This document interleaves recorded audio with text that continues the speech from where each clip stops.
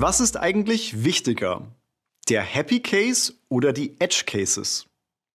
In meiner Rolle als Product Coach habe ich vor kurzem eine Bank beim Redesign ihrer App begleitet. Dabei bin ich über diese spannende Frage gestolpert.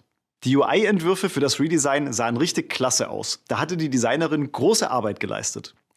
Mir fiel aber auf, dass die Startseite zwar visuell gut, aber konzeptionell noch nicht so richtig ausgereift schien. Die Informationen, die ich dort erwartet hätte, waren unnötig kompliziert dargestellt. Gleichzeitig strotzte die Seite nur so vor technischen Features, die man wahrscheinlich nur selten braucht.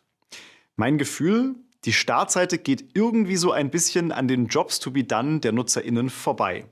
Um sicherzustellen, dass ich da keine Einzelmeinung vertrete, habe ich die UI-Entwürfe visuell zurückgeschraubt, damit das grafisch Schöne nicht so blendet, und vor der Kantine ein kleines User-Testing mit eher nüchternen Schwarz-Weiß-Entwürfen improvisiert. Das Ergebnis, wenn auch nicht wirklich stark validiert, hat mich in meinen Hypothesen bestätigt.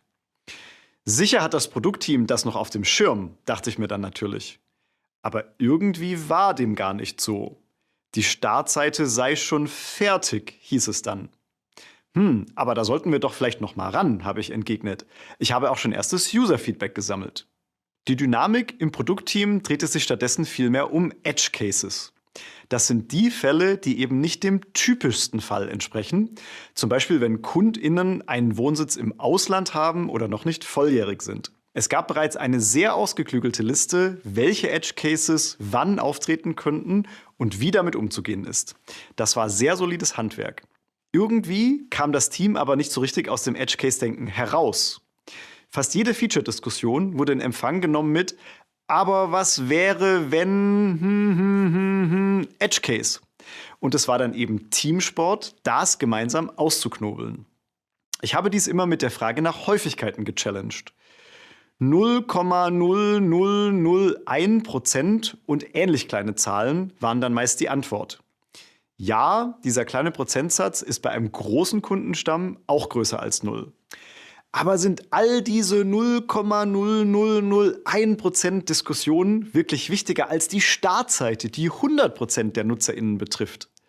Es hat mich einiges an Überzeugungsarbeit gekostet, den Fokus auch wieder darauf zu lenken. Wir fühlen uns von der Komplexität exotischer Sonderfälle manchmal magisch angezogen und investieren viel Zeit in Detaildiskussionen. Dabei sind wir scheinbar aber auch anfällig dafür, die wichtigen Dinge aus dem Blick zu verlieren.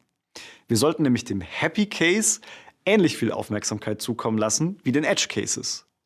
Wie man diese Balance gestalten kann, zeige ich Ihnen in meiner Masterclass in den HPI Studios.